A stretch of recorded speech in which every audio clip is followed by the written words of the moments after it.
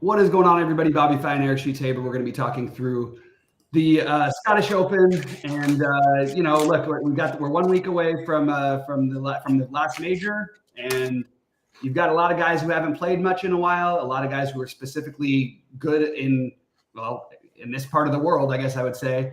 And I did some mystery about the past years and stuff like that. I did some research, so I'm kind of ready to get into it and go after this one whenever. Any overall thought sheets before we get into it? Yeah, so I don't know if this is more of a take for next week, the Open Championship, or this week, but it's very similar.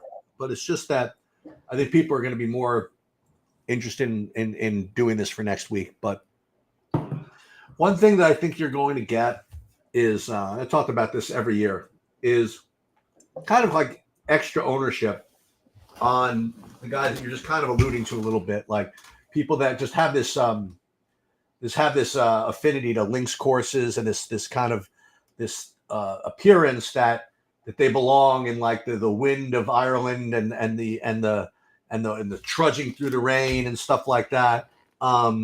Guys like Shane Lowry and Robert McIntyre and guys that just look like they were born on the links courses. And I'm not saying that there's nothing to that, but I have this idea that ends up a little bit too played out, and people just want to play those guys a little bit too much, especially in the Open Championship. So I'll take like American Bombers or something I'll take like Tony Finau or something like that, like going into there maybe as getting maybe a little lower owned than maybe he should be. That's one thing. Second thing about this particular tournament is that it's the tournament before the tournament, right? We talk about this a decent amount. How many people are using this as a warm up, versus how many people really want to win. Now, again, everybody really wants to win, and there's a lot of prize money up here for this win as well. But it's only human nature, to be looking ahead towards the Open Championship if you're that type of person. If you're guys that have never won anything, I mean, yeah, you'll be sweating every freaking last inch of this thing, whatever. But I guess we'll talk about that also. Yeah. Go ahead. So, no, that's like my overall thoughts, I was saying. Yeah, I think people are going to gravitate that way. And personally, I'm probably going to gravitate that way as well, just to be honest. I don't think it's a coincidence. The guys who finish near the top of these ones every year, it feels like it's always Rory and Robbie McIntyre and, things like that. So people playing at least closer to the homeland, if not the actual homeland, our guys are going to, I'm definitely, I'll be the sucker and I'll be doing the same thing then on that. But let's start off with the 10K plus range. There's only 4 guys to choose from. What do you like up here, Sheets? I think that the overall ownership here is a little bit, I won't say wrong, but I think it's kind of wrong. So I have like all 4 of these guys being that 24% owned or something like that. I think Morikawa is going to be the chalkiest of these. Interesting. Okay. I do. He's just a full 1,600 cheaper than Rory. He's a full 1,400 cheaper than Schauffele, and he's been great. So that's my opinion. That's what I'm getting. I'm getting like 50% of him in my first runs. So I don't know if I'm getting actual 50% at the end, or I don't know if that means it's going to be 50% owned, but that's usually a decent indication of where people are going. So I do like him the best. Watch the ownership, make sure it doesn't get too carried away. My current builds, I'm not getting even like field level of the others, like at most 15% of any of these other 3 guys. Yeah, so interesting. I think Rory's going to end up being the most popular, and I will definitely have the most Rory of any of them. I understand that he's more expensive. There are a lot of names down in the cheap ranges that I think people will spread out enough to get cute with that you can play Rory, and I'll have exposure to all these guys. But in order of my favorites, I have it Rory, and then basically a tie for second between Oberg and Morikawa and Xander, just a little bit further down because of price. And if there was someone who would gear up for a major, it feels more like his type of thing. Whereas Rory is an interesting case this week. I mean, it's the first time he's played since, as people would say, but giving away the Open or whatever, losing the Open, whatever, anything. He hasn't played since then. But he's back home-ish. And I think that that's where I'm gonna bet that he wins the tournament, and we'll get into that later. But I also am gonna bet that you know what, I'm gonna eat the chalk on him, and I also am a little concerned that he doesn't that maybe he's off from that the way things ended at the Open. At the same time, I just think I'm going to take him. I just know myself, and I am going to be overweight him. But I'll have exposure to all these guys. In fact, I think because I like some of the cheaper guys, I'll probably be overweight all these guys except for Xander. So I'll tell you, there's a play that we're going to get to in a little bit, which is really I don't know, it's very thematic of the things that I talk about, and I'm going to be kind of challenged to decide what I want to do because the projections are going to lead me one way, and my instincts are going to lead me another. So we'll get to him when we get to him. So with the 9K guys, you would be, I don't know whether you're happy to know, but the guy I'm getting the most of this range by a decent amount would be Tommy Fleetwood. Like I currently have a full 25% of him, and very, I would say little. Okay, so I have like 19% Hovland as well. Aside from that, I'm not too much into this range. So it's for me, it's Fleetwood, Hovland, and the rest just are not, as the good thing about these tournaments with all the top players playing is that you're going to like, I think, whatever lineup you put in. You know what I mean? Like sure. All these guys you've heard of, all these guys you're kind of comfortable with. So if you tell me you like, anything else, totally cool. I'm just not getting to them. So for me, it's Fleetwood and Hovland and not much else. So here's my issue. I love Fleetwood this week. The problem is this guy was at Wimbledon yesterday. He was at the freaking Wimbledon yesterday. And I don't know. His mind's somewhere else. He should be out there practicing the course. It's 2 days before the event. That's my concern. But other than that, no, I like Fleetwood. My in this range, I really like Fleetwood and I really like Fitzpatrick. I think Fitzpatrick with the low ownership, that's one I'm happy to be double on. Probably going to be, somewhere between 10 and 15% owned. I'm going to be probably 25 to 30. And I'm going to be higher on Hovland than the field, probably like around 20%, and probably right with the field on Tom Kim. I'm not going to, if there's a guy who might withdraw from this event, I know we say this a lot, but I think it might be Hideki if he has a bad start. But he's been having enough good starts where we haven't really seen much of that this year. And I feel a little bit of fear not having more Minwoo Lee. I wanted to be really ahead on him in general, but I just don't feel like this is the right spot to play him at 15% ownership or whatever it's going to be. That's where I'm at. All right, now we've got the 8Ks. Small group. Yep, I'm getting a ton of a couple of these guys. I'm getting a ton of Aaron Rai. I mean, he hasn't exactly. You love Aaron Rai, and it's proven well. It's proven out to be good. Well enough, you know what I mean? Like, he doesn't really close all that well on Sundays, but I don't even win the tournament this week. It's like, right. And I'll go back to Sunjay M again. These guys that were 11K in the weak fields. I'll go right back to these two. And then I'm actually going to play some Wyndham Clark at 8,100. So those are like my top three from the range. I'm just not getting the Connors, Thomas, Harmon, or Thigala as much as the field. So those are my top three: Rye, Im, and Wyndham Clark. We would have had, it would have been interesting to see because this is what when I was at Roto Grinders, we would have called this the Dean range because Dean was always 10% of everything. Okay. This is where I feel like is the 10% range. Like just in case, I'll take some Thigala. You know what I mean? I like Wyndham. I didn't get there in a big way, this week. I do think the price is, and you're going to see egregious looking pricing for some of these guys. Wyndham on a course that I believe he hasn't played before. I got to double check. He might have played it last year. I got to double check. But yeah, they all look fine. I don't have anybody above 10%, and I guess Wyndham, Sahith, and Sungjae are the three I have at 10%. I got 8% at Aaron Rai. But this is needless to say not my favorite range. Now Jordan Spieth at a place he always played well, played pretty, up his normal up and down style, but he had some good moments last week. I think you could consider him as like a wild card play. One thing about Spieth is if he's in contention, he really goes for it, like whatever that, and take that for whatever it means.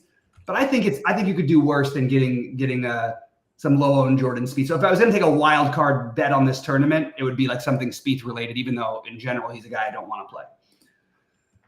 All right, then we get to the leader of the free world in the 7,500, 7,900 range. The guy who was absolutely awesome last week, who you kind of turned me on to him earlier in the year, and I've been playing him like crazy, and he's starting to really pick it up. Obviously with the big win last week, but who do you like in this 75 to 79? So here we go, right? So everything about Davis Thompson tells you not to play him this week. He's coming off the big win. To call it a ceiling performance would be an understatement. Not only that, but he's now flying to freaking Scotland to play someplace. I'm just making it up that he hasn't played before. You know what I mean? Like maybe he has, whatever. I'm sure he has, but or something like it. I mean, it's a tough spot, you know, coming off all the interviews and all the whatever, and yet he's looking really freaking good. Not to mention these guys, by the way, they had to fly overnight on that after Sunday. You don't have that much time. It's sort of my Fleetwood concern is a little bit there. Sorry. Go ahead. But I'm getting 30% of him anyway. So we'll see if I actually do it or not. But I like him quite a bit. The aforementioned McIntyre, I'm sort of, I guess I'm a little ahead of the field there. I got like 20% of him. I mentioned when I was looking at the salaries that Homa looked really cheap. I ended up not getting to him anyway. Straka, I guess sort of with the field again, about 20%. Benny on maybe 20%. So I guess all these guys are pretty reasonable. But Thompson I have as the best right now. Interesting. So I like McIntyre the best by a decent amount. I have it McIntyre, Homa, Benny on. Homa and Benny on both played really well here last year for what it's worth. And you're getting Homa at 7,700. You're getting Benny on, who's been really good for a while, at 76. McIntyre, what did he finish? Second here last year? I think he finished second. And I am going to buy into the narrative a little bit of him playing back over there. And with Davis Thompson, I am good to be just a little above the field. I do believe in Davis Thompson having a real future. I really like his style. And it's funny because what Rick said all year long, and I said it the week before I did this one. I said it this last week we did our show. Rick was saying, why would you use Davis Thompson in any of these major events when you can use him in the John Deere or whatever? And that's exactly what I think of Davis Thompson. So I think this is not like the ideal spot, but I do believe in the talent anyway. 20% of Benny on, 20% of Homa for me, 25%. Maybe probably going to end up closer to 30 on McIntyre. And then Davis Thompson is the only other one I'm at the field with. I'm below the field on. It's interesting to see Bezadenhout getting this much, and I love the guy, but like he's 7,500, but it's in. You got to compare the 7,500. His 7,500 this week, where he's usually 7,500. I mean, the guys who are around him, like you've got Will Zalatoris at 6,900. Usually when Bezadenhout is 7,500, Will Zalatoris is like, what, 10K? You know what I mean? Right. It's just a little weird, a little shocking. And I'll be below everyone else other than the McIntyre, Homa on part of it. All right, 7,400, 7K to 7,400. Yeah, so this one's kind of neat because I identified this kind of visually last night when we were going through the just the salaries.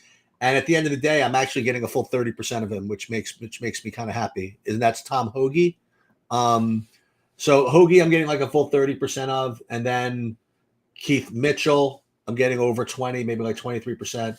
Those are really my top two. I mean, those are the only two that I'm really getting more than like 10% of. Yeah, I don't love this range personally. My highest owned would be like you, Hoagie. I guess it'd be Hoagie, Mitchell, and Dietrich. I think Dietrich's I like him a little bit better than I do the other two. But nobody who I expect to, I guess I'm overweight on no one in this range, which I'm happy to see. I like to see that because, I name a lot of names, but I want to make sure I'm getting my ranges down. I'm sorry. I forgot one guy. And that would be Ryan Fox, who also played very well here, who I'm also very high on going forward. So he is the one guy who I'm overweight on, 15%.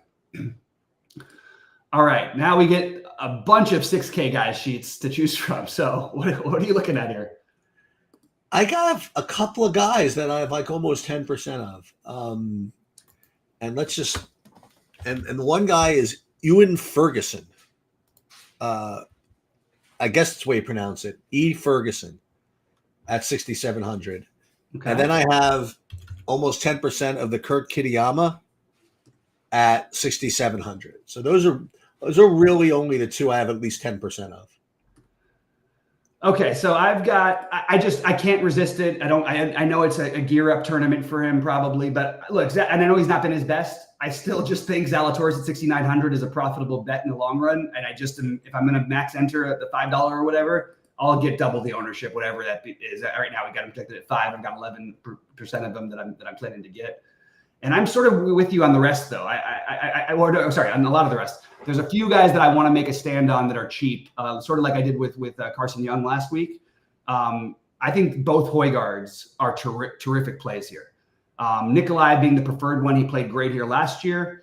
So I will be very, very high on the Højgaards here, especially considering they're not going to have much ownership. So I'm going to just be the one who's well ahead, and hopefully I can watch them playing, down the stretch on Sunday. I'll play them together too. You know me. I like to say I like the brothers together. I like the last names together. It makes no logical sense. It's just a fun thing to do. But if you're going to play them, why not play them together? Anyway, Jordan Smith is a name I've heard a little bit, but I didn't quite I'm not taking a stand on it. Ben Griffin has played really, really good golf, a little bit off and on, but a guy I consider at least. Adam Hadwin feels like a reasonable bet just because he's so cheap. And again, I want to kind of attack some of these 6,500 for Adam Hadwin. Eric Cole. I mean, these are guys like 5% guys. Then there's bigger ones. I wish Seamus didn't play so well last week and just sort of got out of there early and was out there. But I do like Seamus Power quite a bit. Yeah, but nobody's playing him. Nobody's playing anybody under 7K. Well, they're going to have to. I think they're going to play some of these guys. I mean, I think what it's looking right now with the projections though is like everybody's getting like 4 or 5%. Somebody's it's gonna flock somewhere, wouldn't it? I don't think anybody under 7K is 10%. That's gonna be That's possible, but there might be like 12, 13, 14 guys who are 5% plus. Okay, yeah, that's true. Other names that I just have pieces of that I just thought I would throw out: Victor Perez. Let's see, Victor Perez. Cam Davis, I just think he's talented, and I always like to want to be ahead on him. Andrew Novak, I've got like 4% of. I mean, I actually do have 10% of the Perez, by the way. Oh, you do? Okay, nice. I like that. It makes me feel a little better. And that's most of it for the 6K range for me. I'm trying to see if there's anybody I'm missing that I forgot about. Thorbjorn Olesen. I like. What's his the unis? Oh, he's 6,300. The Rio. That's not bad. Rio, but that's a sort of normal. Oh, Laurie Carter. I've heard this name a couple times. Cancer.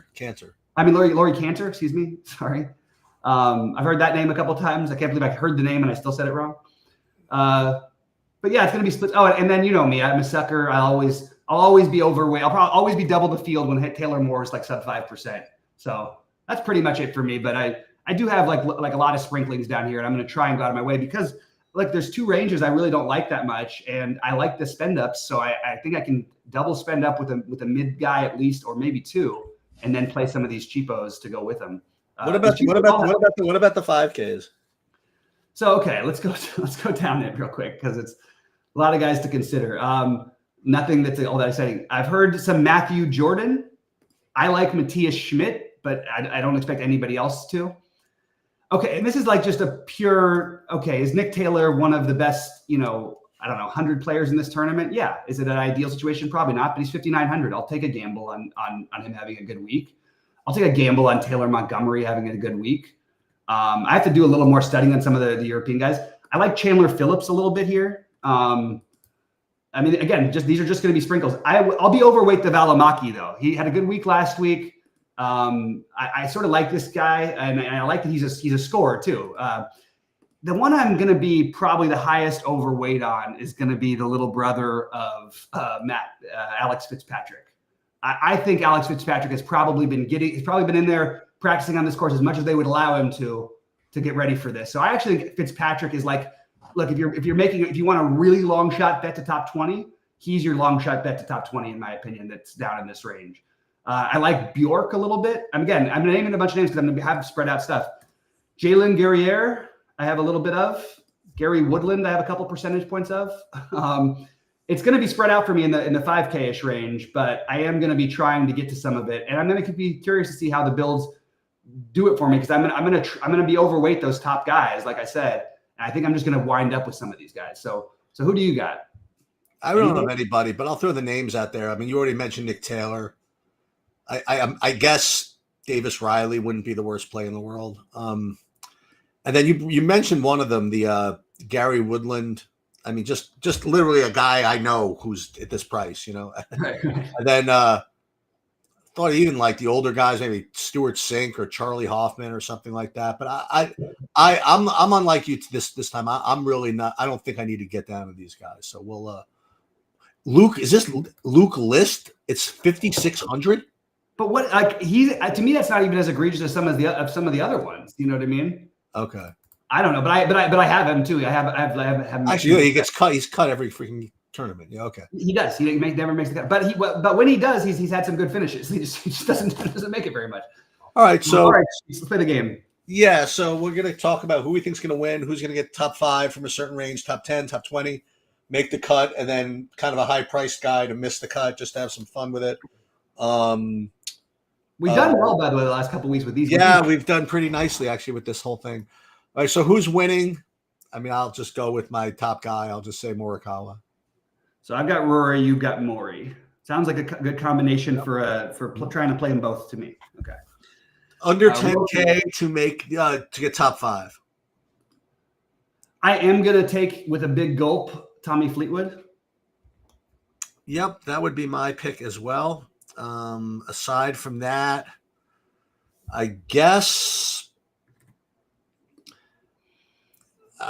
boy, oh boy, top 5 is tough. I'll save this guy for the kind of the top 10. So I'll go Victor Hovland, I guess, for top 5. Hovland, okay. Hey, look at back on Hovland. Sheets is playing Hovland. What's going on here? Well, I mean, I don't know what else to do. You know what I mean? Yeah. Like top 5 is tough. You know. Yep. And I probably should have just let you go first and take Fitz, so I could take Fleetwood, so I could take Fitzpatrick. Okay. What are the odds, Sheets, of 2 brothers being on the winning lineup? 2 sets of brothers, both Fitzpatricks and both Højgaards. How about that? Yeah, it's 50-50. Either happens or it doesn't. So. Yeah, exactly right. You've got to be 50-50. All right, so now we need that under 10K to top 10. Under 9K to top 10. I'm sorry, under 9K to top 10. See, that's why I saved this for the whatever. I'll go Aaron Rye top 10. I don't think he can top 5 this. That's why I waited on that one. Okay, so you got Rye. I'm going to take Bobby Mack. Yep, it makes sense to me. That's what I'm doing. Homa seemed like a strong case as well.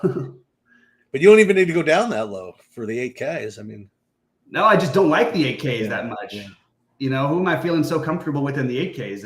I'm looking at, trying to do it based on what guys I'm actually playing for me. Yeah. Just, All right. So under 8K. Now, I guess now I can go ahead, Sheets. Who do you like? Top 20. Well, I mean, I went first with Rye. You can go first if you want, but I'll take Homa. All right, then I will go with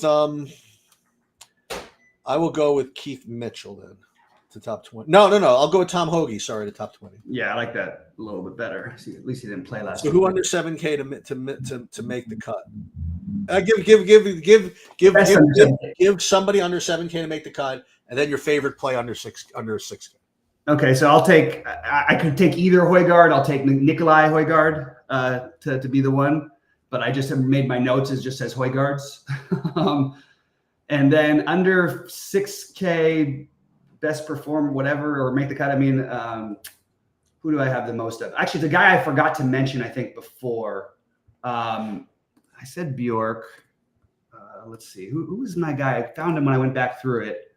Sorry about this. Was it? No. Hey, God, who did I feel the strongest? Sorry, I have somebody here. Oh, it's Vincent Norman. Yeah, I'm gonna reiterate a guy that you mentioned. That you said people have been talking about, because I've heard people talking about him as well. I'm gonna reemphasize Jordan Smith to make the cut here. So Jordan Smith and then the other. Under 6K, just to do the best.